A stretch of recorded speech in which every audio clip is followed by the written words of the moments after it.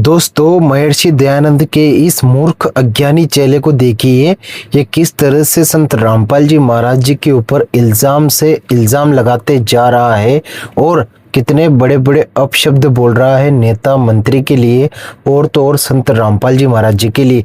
देखिए पहले आप यह वीडियो। जो ये राजनेता, जो एक सजाए आपदा व्यक्ति, देशद्रोह का जिस पे मुकदमा हो, हमने तो कोई मुकदमा नहीं करे उस पर, लेकिन सरकार ने मुकदमे करे, बरी होगा या ना होगा वो तो बात की बात है। लेकिन जो एमपी हैं, विधायक हैं, जो इस तरीके से उसके पैरों में लौट रहे हैं, ये मैं मानता हूँ उन्हें शर्म आनी चाहिए और ऐसा नहीं होना चाहिए। चलो हम मान लेते हैं वो इसका पाइपों का और पानी का धन्यवाद करने के लिए गए हैं, धन्यवाद करने के लिए, ये तो हम मान लेंगे, ठीक है भाई धन्यवाद करे हो। लेकिन मैं उनसे ये पूछना चाहता हूँ, जो ये ऋषि दयानंद के बारे में, सत्यार्थ प्रकाश के बारे में जो ये बोल रहे हैं, नशेड़ी भंगेड़ी, कड़ा कितना दुराचारी, कड़ा कितना भद्दा बोल रहे हैं, तो मैं आपके माध्यम से उन नेताओं से पूछना चाहता हूँ, जिस किताब सत्यार्थ प्रकाश जो एक किताब थी ऋषि दयानंद की, उसको पढ़ करके छोटू राम जी आर्य समाजी बने, अर्जुन सिंह भगत सिंह के वो दादाजी थे, कितने क्रांतिकारी, राम प्रसाद बिस्मिल, अस्फाउल्ला खां, बड़े बड़े क्रांतिकारी उस किताब को पढ़ करके वो बने। उस किताब को ये गाली दे रहा है। मैं उनके माध्यम से पूछना चाहता हूँ राजनेताओं के, क्या उन पर भी तो एक बार बोल ले, क्या वो जो ऋषि दयानंद को और सत्यार्थ प्रकाश को वो गालियां दे रहे हैं, क्या वो सही है? वो जो यानी कि ऋषि दयानंद महापुरुष थे, क्या वो भी गलत था फिर, या सत्यार्थ प्रकाश भी गलत था? जिन्होंने 7.5 लाख लोगों ने अपने खून की आहुति दी उस किताब को पढ़ करके, और हमारे देश को आजाद जो हम आज घूम रहे हैं, जो हम खुली सांस ले रहे थे, उन्हीं की बदौलत थी। क्या हम, मैं पूछना चाहता हूँ नेताओं से, एक बार जवाब तो दें, या तो ये नुके ठीक है या नुके गलत थी सत्यार्थ प्रकाश, आप एक बार बोल कर दिखाएं, जनता को तो बताएं। वहां तो ठीक है अपनी वोटों के चक्कर में जा रहे हैं, क्या कमजोर समझ लिया क्या आर्य समाज को? आर्य समाज को ये नुमान रहे कि इनकी वोट नहीं है, टाइम आएगा हम बताएंगे इनको आर्य समाज की वोट है कि ना है। ये जो ये आज ये बोल रहे हैं ना खुले से, ये मौन बने बैठे हैं राजनेता, वाह वाह तो लूटने लग रहे हैं, लेकिन ऋषि दयानंद के बारे में वो कुछ नहीं बोल रहे, सत्यार्थ प्रकाश के बारे में कुछ नहीं बोल रहे। आने वाला समय होगा ना, हम उनको जवाब देंगे। मैं इतना ही बोलना चाहता हूँ आपके माध्यम से। आर्य समाज और महर्षि दयानंद तो कुछ भी मानते रहो, पर वेदों का नाम लेकर भी क्यों झूठ बोलते हो? तो सत्यार्थ प्रकाश झूठार्थ प्रकाश है, महर्षि दयानंद 1 नंबर का झूठा और अज्ञानी व्यक्ति था।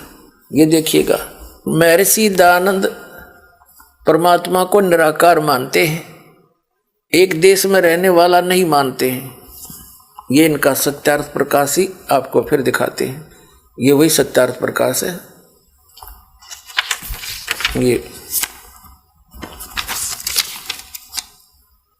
ये वही है।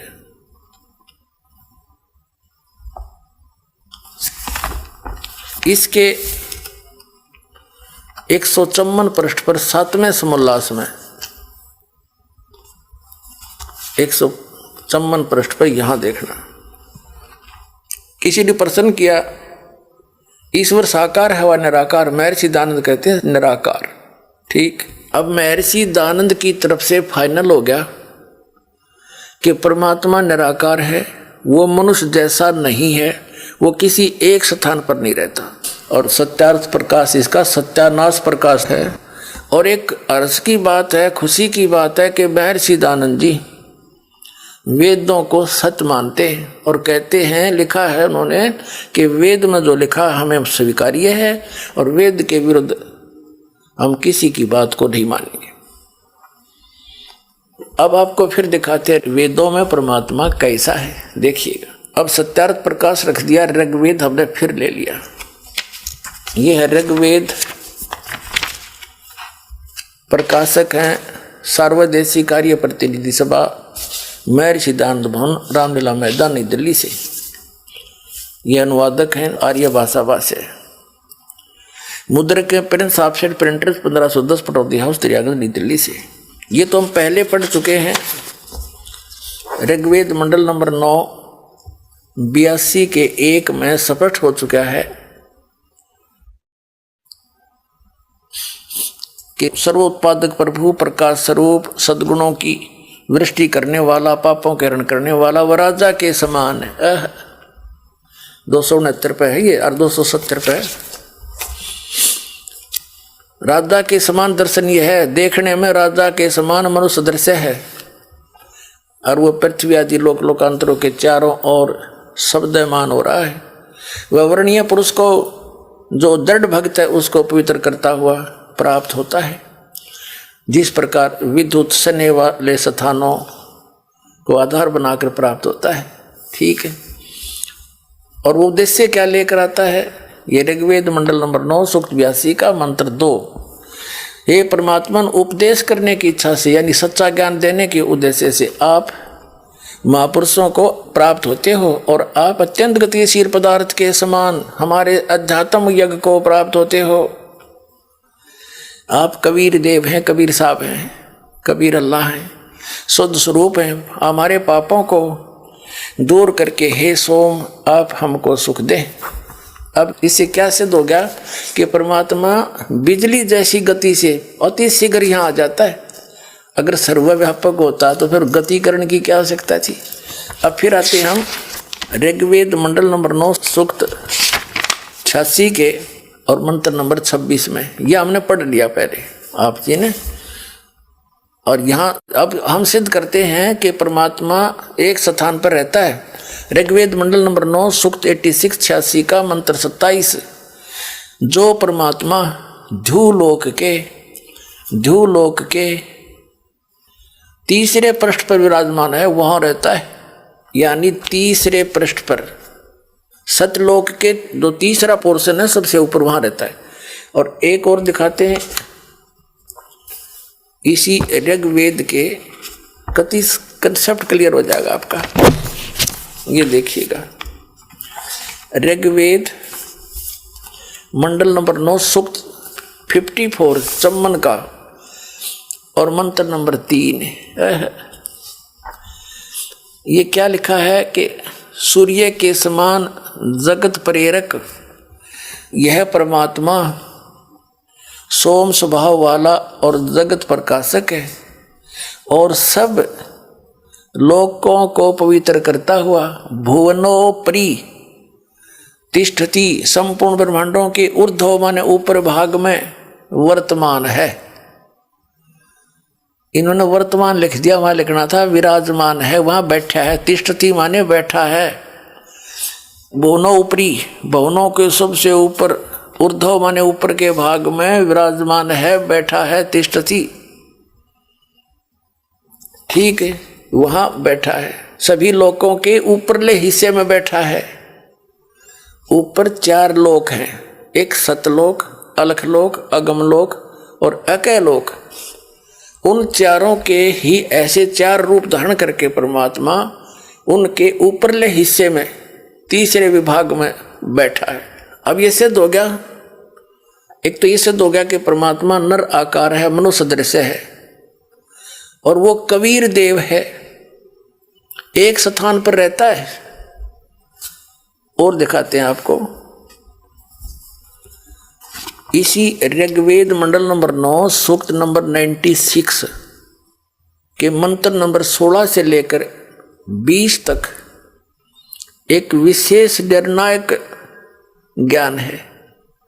उसमें क्या लिखा है, आप ही प्रश्न किया है, उसमें प्रश्न किया है। देखिएगा ऋग्वेद मंडल नंबर 9 सूक्त 96 है, 96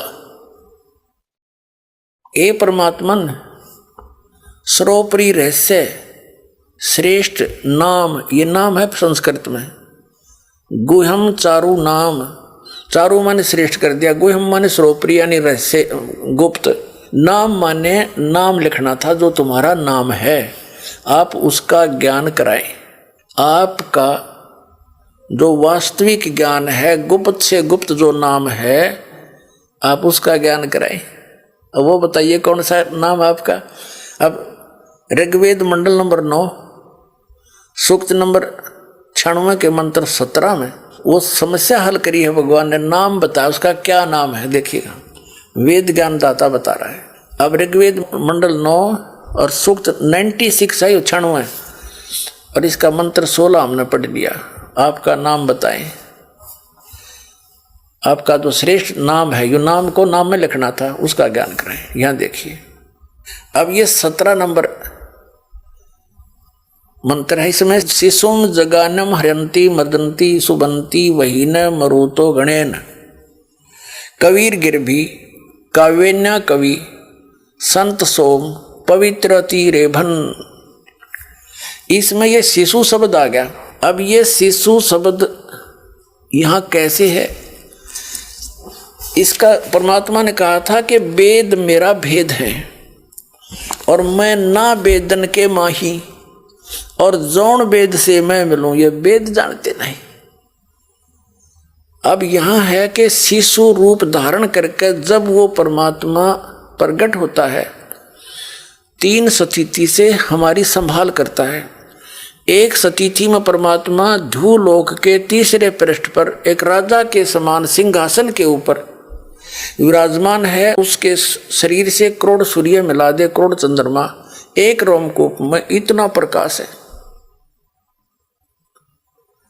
और दूसरी स्थिति में वो प्रत्येक युग में एक लीला करते हैं, वहां से गति करके आते हैं, शिशु रूप धारण करके एक कमल के फूल के ऊपर सरोवर में, तालाब में प्रकट होते हैं।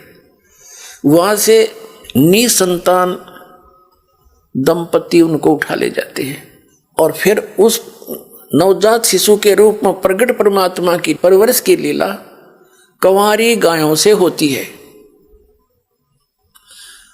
और वो लीला की किसने है, और उसका वेदों में भी प्रमाण है। जिस परमात्मा ने यह लीला कर रखी है तो परमात्मा के समझने में देर नहीं लगे। जो वेदों को सत्य मानते हैं उनके लिए वेद सही है, हम भी मानते हैं। और वेदों में जो लीला है भगवान की, जिस भगवान ने वह की है तो ही इज गॉड, वह है परमात्मा। वो समझने में देर ना लगे। दुर्ग्राही हठी व्यक्ति ईर्षावश ना माने तो उसका दुर्भाग्य ही होगा। इसमें मान बढ़ाई नहीं, आत्म कल्याण आधार होना चाहिए। अगर आप ये वीडियो YouTube पर देख रहे हैं तो हमारे चैनल को सब्सक्राइब करें और बेल आइकन को दबाना ना भूलें। अगर आप Facebook पर ये वीडियो देख रहे हैं तो हमारे पेज को लाइक करें।